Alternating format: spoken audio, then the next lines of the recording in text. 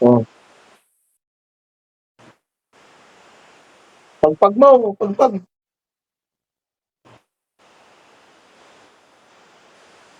Tigilan yung pagkukulang kasi wala naman kayo mapapala dyan eh. Magdasal kayo kaya sa Diyos Ama. Salamatan niya pa kayo. Sige na, baklasin mo yan. Masamang pakiramdam yan, tanggalin mo.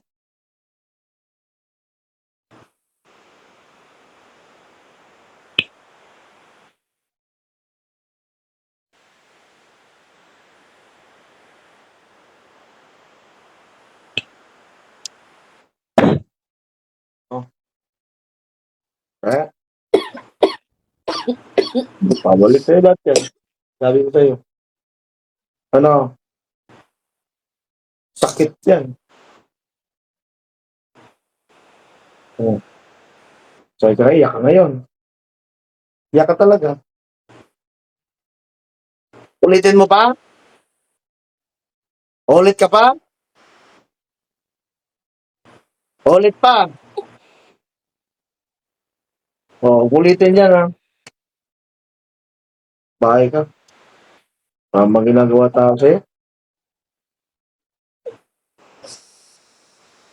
O, pagpagin mo yan para mabawasan yung kasalanan mo, para patawarin ka ng Diyos Ama. Paklasin mo yan. Pagaanin mo yung katawan niya ha. Pagaanin mo, yung lagnat niya, yung karamdaman niya na mabigat. Pagaanin mo lahat. Sige, pagaanin mo lahat yan.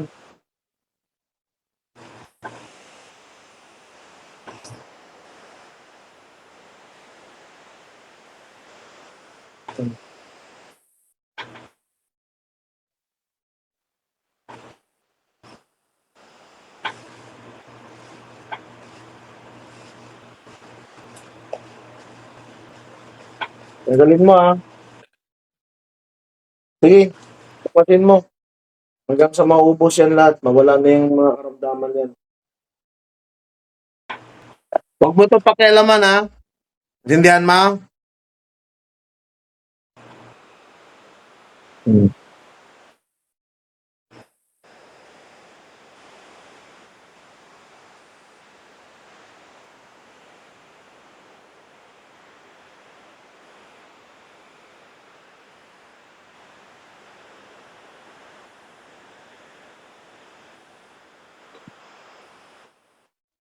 Hmm.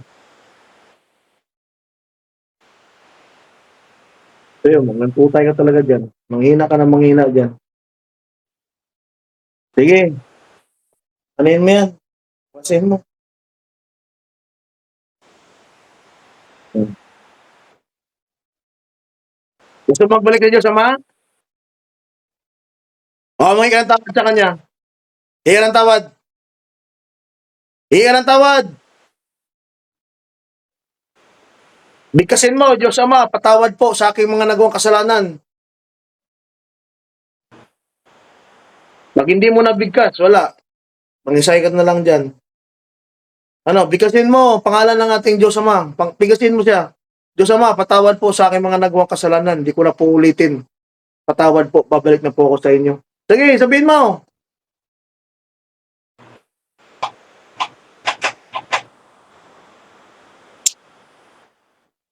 Saan tayo? Hindi ka sumunod.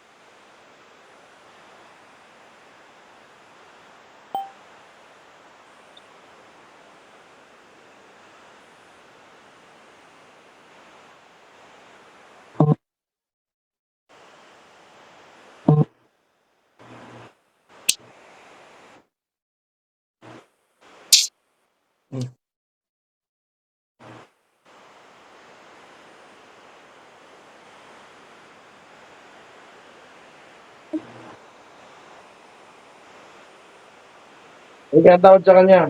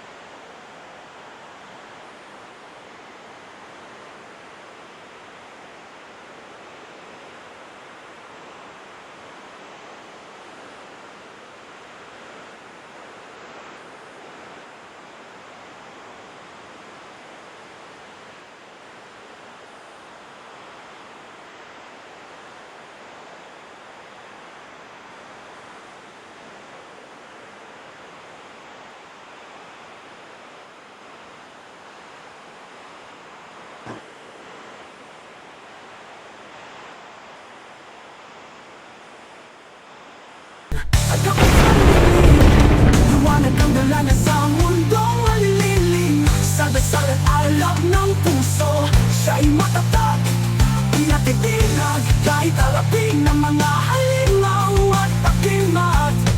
Sa ngalan ng liwanag, sa lakas ng paniniwala, ako si Chris.